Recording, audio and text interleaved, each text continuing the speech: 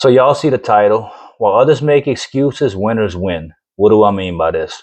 So basically, whenever I look back over my life, anytime I wasn't handling my business, anytime I wasn't locked in, anytime I wasn't in the gym, anytime I wasn't eating right, anytime I was being lazy, anytime I was procrastinating, anytime I was in fear and fear would stop me from doing stuff, I let analysis paralysis get the best of me, and instead of actually doing the things that my mind was telling me to do, I would make excuses and make reasons why I couldn't do the things that my brain was telling me to do.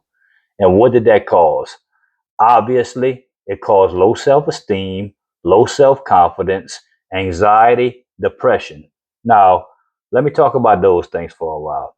Do I think mental health issues are real? Absolutely. Do I think many people deal with real clinical depression? Absolutely not. Reason being is this: I thought I had an anxiety disorder. I thought I had a depression disorder. What I had was a discipline disorder. What do I mean by that? I was doing everything that you could possibly do to be depressed, to be anxious, and my mental health to be shot. And then was wondering why I felt like shit all the time. And then out of the blue, all of a sudden I realized that if I did the things that my brain told me to do that were always positive, my subconscious that would always make me look at the things I didn't want to look at about myself, the things that we hide underneath everything, the things that we hide under the surface, would always tell me, look, man, you're getting out of shape, you look fat, you know, you look horrible, you need to do something about this, you shouldn't be eating this, you shouldn't be doing this. But I would just block that down because I thought it was going to be too hard. But the thing about life is this: you have to choose your hard. Okay, so you could choose this hard. You could continue to think about doing things that you really know you need to do, and you could live your life that way. And you can live a miserable existence for the rest of your life while you're here. And not only will you live a miserable existence, you will live a shorter existence, because if you do not take care of your health and do not take care of yourself, your lifespan is going to be a whole lot shorter, and it's going to be a whole lot more miserable. And I was basically at a crossroads at my life. I got to 44 years old. I was successful in business. I had money. I had all the trappings that you would see of a successful person, a good reputation, a good business, all those things. But what bothered me and kept me up at night was how I looked. And I don't care what anyone says on the face of the earth. If you would give someone a button that said, you can press this, and if you press this, you will instantly get the physique you want without having to do any work, there is not a human being on the planet that would not push that button. But unfortunately, I'm here to tell you there is no button when it comes to that. And whether you believe it or not, your physique is the most important thing on the face of the earth. Why do I say that? It's the first thing people recognize. I don't care what you say with all this body positivity, fat positivity stuff that they got going on out here. When you look at another person, the first thing you see is their physique before you see anything else, and you instantaneously judge them off that physique.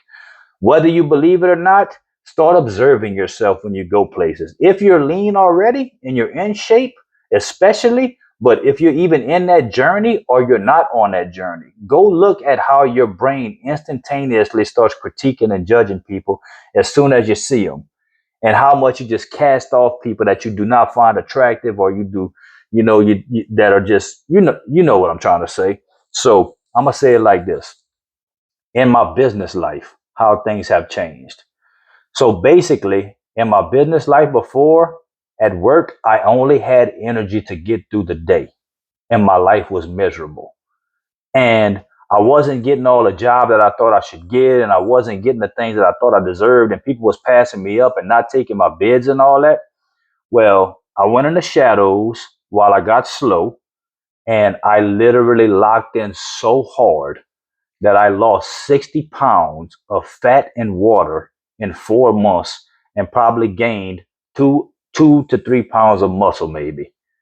And now I sit at from 235, 35% body fat. Now I sit at 172, probably 15% body fat. on my way to 1210. I had a meeting today with somebody very important, a man who is a multi millionaire who owns many companies. And based off the things I'm doing for my life, this is why I want to tell y'all for motivation. I had the courage to text him a few weeks ago and say, hey, I just want to tell you, I really respect what you do and I admire you as a man. And I know that you could lead me in the right direction to build my company and that you could help me grow my company. Because as men, we don't want to ask for help. But the thing about me is I got rid of that in my 30s. If I don't know how to do something, I'm going to somebody else that's an expert in my area. And that's what I mean. Winners win. We're going to do whatever it takes to win. Whoever we got to talk to, whoever we got to ask for help, however many times we fail, we just going to keep pushing. While people who are not winners are going to make excuses and complain about why they're not winning and doing all that. So to wrap this up, I had a meeting with this man who is an older man than me, and I always respect my elders. I always call people Mister that's older than me and Miss that's older than me. That's just what I do. That's how I was raised. I'm from the South. He tells me I don't have to call him that. I still do it anyway because it's a sign of respect. I could tell in that meeting today that the level of respect he had for me had changed so much since the last time that he saw me, he didn't have to say anything to me. And he basically told me that it's between me and another person to get all they work, and we're bidding against each other. And he told me that I have nothing to worry about. He said, Jake, all you need to do is ask yourself how much you want and how hungry are you. And I said, I want to eat the whole plate. So after that, I know everything's going to be straight. My energy's up. I'm in the gym. I can work out in the morning. I can do a bunch of pull-ups after. I can walk all day. I eat the right foods. I do the right things. I treat people the right way. And when you show up to life the right way, you literally have to say nothing. Your aura and your physique will say everything for you.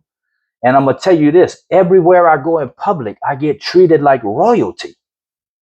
Like, believe it or not, just do it. If you don't believe, just do it. Get yourself tight, get your body tight, get your bread tight, get yourself tight, and go out in public. Hide while you're doing this. I would tell anyone to isolate themselves while they're in this process, and then bust out after you almost where you want to be or you're where you want to be, and just see how different the world treats you. This, you're literally not changing. You're transforming your life and your universe. That's what I want to stress to you, man. That's how important your physique is. Nothing is more important on this than planet Earth. And if you want to bring it to a religious undertone, your body is the temple of the living God. So how you treat your temple is how you treat God. So if you treat God good, he's going to treat you good. That's all I got. Peace.